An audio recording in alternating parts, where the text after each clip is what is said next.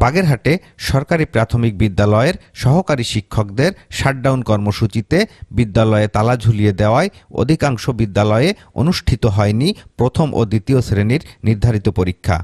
তবে উপজেলা নির্বাহী কর্মকর্তা ও সহকারী কমিশনার ভূমি এর সহায়তায় তালা ভেঙে পরীক্ষা নেওয়ার সিদ্ধান্ত জানান সহকারী জেলা প্রাথমিক শিক্ষা অফিসার মোহাম্মদ আমিনুল ইসলাম। শিক্ষকরা এখানে শ্রেণীকক্ষে তালা দিয়েছে, তা আমি তাদের সাথে কথা বলেছিলাম। কথা বলার পরে তারা তালাটি খুলে দিয়েছে। অফিস কক্ষে তালা দেখতে পেয়েছে, তো ইউনো মহোদয়, এসিল্যান্ড মহোদয় এসেছেন এখানে। এসিল্যান্ড মহোদয় বিশেষ করে এসেছেন এবং একটা সিদ্ধান্ত হচ্ছে যে তালা ভেঙে পরীক্ষা নেওয়ার সেই প্রস্তুতিটা চলমান রয়েছে। এটা রাষ্ট্রীয় সিদ্ধান্ত যে এই পরীক্ষা রুটিন অনুযায়ী পরীক্ষা হবে, সেই প্রক্রিয়া অনুযায়ী পরীক্ষা হবে। আমাদের প্রধান শিক্ষক রয়েছেন, তার সহযোগিতায় এই কার্যক্রম চলবে এবং আশা করছি আমরা। পরে কোনো বিদ্যালয়ে দ্বিতীয়ার্ধের পরীক্ষার পূর্বে প্রশাসনের হস্তক্ষেপে তালা ভেঙে প্রশ্নপত্র বের করে প্রধান শিক্ষকদের মাধ্যমে শিক্ষক কর্মকর্তাদের উপস্থিতিতে চলেছে তৃতীয়, চতুর্থ ও পঞ্চম শ্রেণীর পরীক্ষা।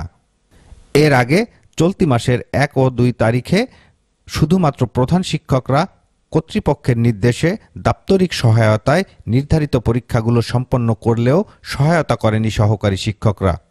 নিয়মের ব্যত্যয় ঘটিয়ে পরীক্ষা গ্রহণে ক্ষোভ প্রকাশ করেন সহকারী শিক্ষকরা। তালা দেওয়া কর্মসূচি ছিল, সেই কর্মসূচিটা আমরা পালন করতে চেয়েছিলাম, আমরা পারিনি। আমাদের প্রশাসনের বাধার মুখে বা তালা ভেঙে ফেলা হয়েছে, সেটা তাদের ব্যাপার। এখন আমরা তো বাধা দিতে পারি না, as a government service holder হিসেবে আমরা পারি না সেটা করতে। তো আমরা আমাদের জায়গায় থাকবো। এখন তারা যেভাবে পরীক্ষা নিচ্ছিল নিক, কিন্তু এটাই হলো কি আমাদের কোমলমতি শিশুদের সাথে এই প্রহসনটা যদি বন্ধ করা না হয়, এটা তো ওদের ক্ষতি করা হচ্ছে। এটা হচ্ছে আমাদেরকে দমন করে স্টুডেন্টদেরকে জিম্মি তারাই করছে, আমরা জিম্মি করিনি, জিম্মি করছে প্রশাসন। স্টুডেন্টদেরকে জিম্মি করে আজকে তারা এই কাজটা করছে, কিন্তু এর জন্য তারা জাতির কাছে দায়ী থাকবে। প্রজ্ঞাপনটা দিলে আমরা কর্মস্থলে চলে যাব। চাচ্ছি না যে কোমলমতি শিশুরা পরীক্ষা থেকে বঞ্চিত হোক, এটা আমরা চাচ্ছি না, আমাদের খারাপ লাগে। এজন্য আমরা চাচ্ছি যে আমরা যেটা চাচ্ছি সেটা খুব তাড়াতাড়ি পদক্ষেপ নেওয়া হোক। এভাবে জোরপূর্বক পরীক্ষা গ্রহণ নিয়ে অভিভাবকদের মধ্যে রয়েছে ভিন্ন ভিন্ন মত। তাদের কিন্তু পরীক্ষা চাই, কিন্তু এইভাবে পরীক্ষাটা চাই না যে কোনো স্যার ম্যাডামরা থাকবে না, সেখানে গার্ড দেবে না, বাচ্চারা কি লেখলো, প্রশ্নে কি আসলো, এইগুলো তারা জানবে না। চাই পরীক্ষাটা হোক, তারা পরীক্ষার পর তাদের ক্লাস 1 মাস করে 2 মাস করে বন্ধ করুক। 2 মাস এখানে এসে ছেলেমেয়েরা একটু বিভ্রান্তিতে পড়ছিল, পরীক্ষা হবে কি না হবে, কিন্তু পরীক্ষা তো এখন হচ্ছে। প্রশাসনিক চাপে পরীক্ষা নিতে বাধ্য হলেও সহকারী শিক্ষকদের অংশগ্রহণ না থাকায় বিপাকে থাকলেও শিক্ষাঙ্গনে শান্তিপূর্ণ পরিবেশ আশা করেন প্রধান শিক্ষকরা। আমাদের ঊর্ধ্বতন কর্তৃপক্ষেরও নির্দেশনা রয়েছে পরীক্ষা চালিয়ে নেওয়ার। আমরা শিক্ষার্থীদের কথা ভেবে ঊর্ধ্বতন কর্তৃপক্ষের সঙ্গে সমন্বয় করে আমরা ইতিমধ্যে 2 দিন পরীক্ষা সম্পন্ন করেছি।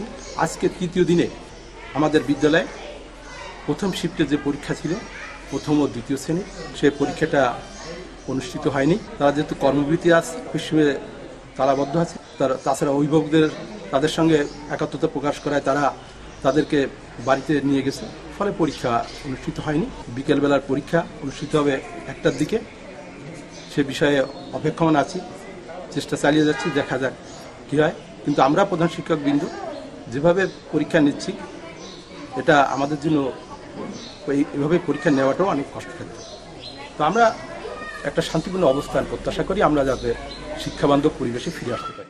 প্রথম শিফটে পরীক্ষা না হওয়ায় দ্বিতীয় শিফটে শিক্ষার্থীরা অনুপস্থিত থাকলে পরবর্তীতে কি নিয়মে তাদের পরীক্ষা নেওয়া হবে সে বিষয়ে জানা না থাকলেও কর্তৃপক্ষ পরবর্তীতে সিদ্ধান্ত দিবেন বলে জানান সহকারী জেলা প্রাথমিক শিক্ষা অফিসার। এটা পরবর্তীতে সরকার সিদ্ধান্ত দিবে, ডিপার্টমেন্টের পক্ষ থেকে পরবর্তীতে সিদ্ধান্ত দেওয়া হবে। দপ্তরি ও অভিভাবকদের নিয়ে পরীক্ষা নেওয়ার অভিযোগ থাকলেও বিষয়টি জানা নেই এই শিক্ষা কর্মকর্তার। না, এই বিষয়টি আমার ওইভাবে জানা নেই, তবে দপ্তরি হচ্ছে সহযোগিতায় যদি একটি বিদ্যালয়ের বিভিন্ন কার্যক্রমে পানি আনায় অমুক তমুক সহযোগিতা করে, এটা করতেই পারে দপ্তরি। এটা অনিয়মের মধ্যে পড়বে না আর কি।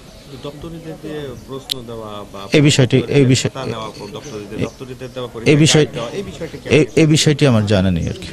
সহকারী শিক্ষকদের 3 দফা দাবি বাস্তবায়নে চলতি বছরের 8 নভেম্বর থেকে চলমান বিভিন্ন কর্মসূচির এক পর্যায়ে শিক্ষকদের দাবিকৃত 10ম গ্রেডের পরিবর্তে 11তম গ্রেড প্রদানে সম্মত হয়ে সংবাদ বিজ্ঞপ্তি প্রকাশ করে প্রাথমিক ও গণশিক্ষা মন্ত্রণালয়। একই সাথে আরও 2টি দাবি বাস্তবায়নের আশ্বাস দেন। কিন্তু 1 মাস অতিবাহিত হলেও দাবি বাস্তবায়নে কোনো অগ্রগতি না থাকায় আবারও 27 নভেম্বর থেকে কর্মবিরতি শুরু করে প্রাথমিক বিদ্যালয়ের সহকারী শিক্ষকরা।